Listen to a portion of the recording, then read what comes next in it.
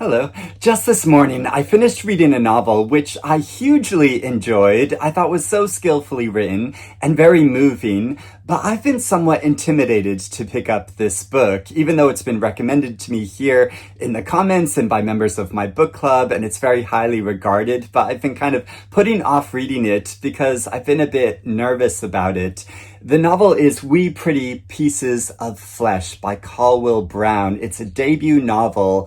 And the reason why I've been kind of intimidated by this book is because some readers have described how they've struggled a bit with the language because it's written in this Northern English regional dialect. And so I was worried, like, oh, how much of this will I really understand? Will there be lots of references that I don't get?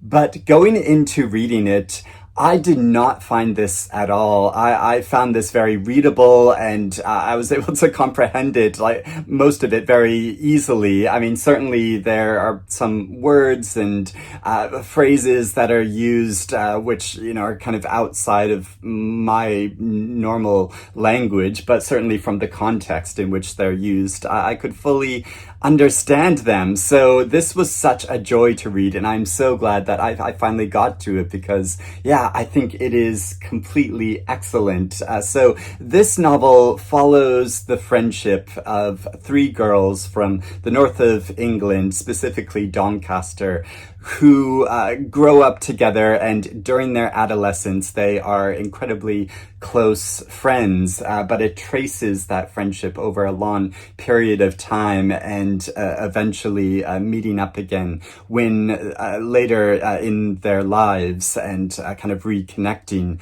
with each other. And we follow in different sections, which each section I think could almost be like a short story, even though it always centers around these three girls and their experiences, but they feel kind of self-contained in a way, describing different episodes from their lives. The novel doesn't move in a necessarily linear way. It kind of goes backwards and forwards in time, but eventually leads up to this reunion between them, which is so impactful, knowing all of the experiences which came before in their lives. And it is narrated in such a fascinating way. The way that tense is used in this book. In some sections, it's in the first person, but quite often it's in the collective we, especially during periods of their adolescence when they are so closely connected to each other that, when we have like close friends in our adolescence and teenage years, you feel like you are a single joined unit, but there are marked differences between these different girls. So there is Kel, and there's Rach, and there is Shaz, and we follow them as they have this close friendship with each other, but are all going through their own issues. And some of these they confess to each other as they are in their teenage years, and some they don't, and they keep very much to themselves. And I thought it was so powerful how it captures that experience. I would probably liken this fiction to Joyce Carol Oates. She often writes about the experiences of adolescent girls, and especially adolescent girls who are from a kind of working class background and who are struggling with a lot of issues growing up, but also the way that she intensely writes about the psychological experience where we feel the sensations of what they are going through so intensely, but also get this larger sense of what is happening in the scene around them and in the larger community. But I would also liken it a bit to the writing of Amar McBride, who, and not just because she endorses this on the cover of this book, but, really getting intensely inside her character's experiences, but also narrating it in a really unique way. And so the way that tense is used in this book, I think, really adds to the overall sense and understanding of these girls' experiences. But also, it's really interesting. Afterward, Colwill Brown thanks Elizabeth McCracken as a writer mentor of hers. And I've only read a short story collection by Elizabeth McCracken before called Thunderstruck, which I thought was so good. Really excellent. I've been wanting to read more of her work. So yeah, that's kind of who I would whose reference points, literary reference points. But I also wore this t-shirt today because at one point one of the girls goes to live in America and she's a big reader, and most peoples outside of certainly the north of England and outside of England, their reference point for Northern English writers are the Brontes. And so when she's in America, she's asked at one point, like, "Oh, who's your favorite Bronte?" and which is just kind of the question that I guess anyone from the north of England who is a big reader would get asked, like outside of the UK. But and the way that this novel portrays this area and the north of England, not just in the language and the dialect which is used, but also gives this larger sense of these girls' place and situation within a particular moment of time and in history. So they are kind of growing up in the 90s, and there's lots of reference points. I mean, I kind of came of age in the 90s, and so yeah, I really like identify with this sense of having a crush on Leonardo DiCaprio from like Romeo and Juliet and Titanic, but also lots of music that is referenced from this period of time, and like many young women in England in the late 90s, they all have a sort of Spice Girl that they identify with, but also the sickly sweet taste of Bacardi breezers, and the sense when they are going out and going partying, and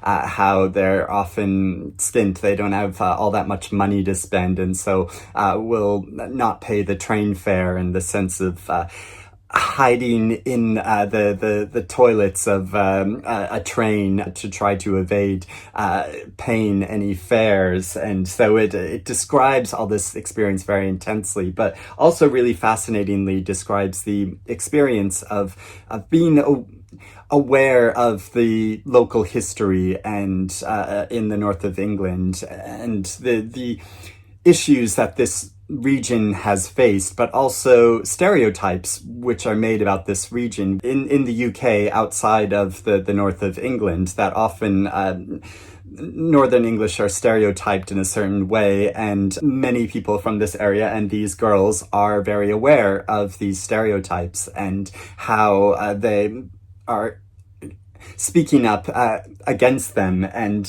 so there's this awareness of this history, but there's also these girls in particular, because they were raised in this particular period of time, they're aware of issues that this region has faced in decades past, but they also don't entirely know everything about them, and I thought it was so well done how this captures this sense of, we grow up in a particular time, in a particular place, and we're aware of the local history, but don't know everything about it. And so I thought it was so interesting how that was layered into this story, which is largely about this friendship and the dynamics of this friendship, and how it is explored over a long period of time, and how there are periods when they're closer to each other and away from each other. There are jealousies and resentments between them, but there is also a very tight bond which grows over a period of time, because living through adolescence together, it's a very intense period, and as you're coming of age and grappling with all of the issues that we face during this crucial stage of development, they form a very tight-knit group together, and this bond and this sense of a shared history together, a personal history together between them. But yeah, there are these secrets that they hold to each other. And at one point, there's this line where she remarks that our bond seems to be formed more from what we don't tell, what is not told, and the secrets that we are able to keep rather than the things which are acknowledged and talked about. So there are issues to do with eating disorders and substance abuse, and to do with rape, and to issues to do with sexuality, which are all lurking in the background of these girls' lives in different ways, but which aren't really openly talked about all that much, of course, because when you're adolescent and the things that you're consumed with, more often are the music you're listening to of people that you might fancy and that you're attracted to, and the relationships that these girls have are a big part of the book as well. Specifically how boys and men will take liberties with them, either groping them or sexually attacking them, or treating them really badly in relationships, and how it portrays that experience, I think, is very vivid and intense as well. But how really their connection with each other is the thing that is truly at the center of this book, and their friendship and all of the complications which go with friendship, of the benefits of it, and the joy and happiness of having this bond with each other, but also there are all these little divisions between them and things which grow, over time. With long-term friendships, there are certain things that we don't often discuss with friends, even though they are something that it's so central to who we are. And so, but the more time that goes by, it feels like the less chance there is for these things to be discussed, and it's more awkward to bring them up because it's something almost that's like silently agreed that these are things that you don't talk about. And for these girls in particular, since they move apart from each other, they take very different paths in life.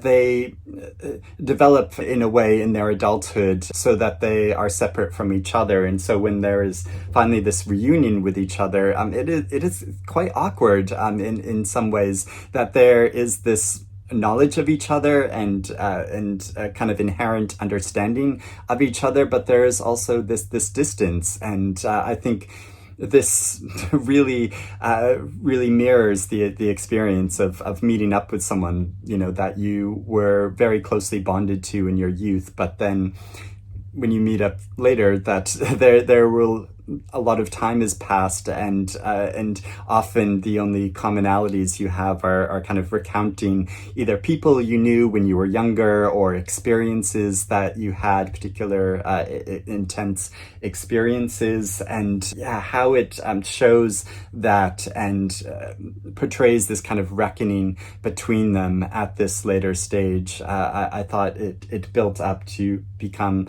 so impactful, but also one big issue that this novel explores is long-term chronic illness that one of the girls experiences and grapples with. And the author discusses in the afterword as well how she is grappled with long-term chronic illness. And so I thought that experience was really vividly described as well. So yeah, even though that there is a lot of language in this and kind of phrasing that I think might be unfamiliar to some readers, I think that what is centrally and at the core of this book is entirely relatable. As I said, the context in which certain phrases that you might not be familiar with, that you'll be able to understand what is going on, and I think it's part of the joy of reading, of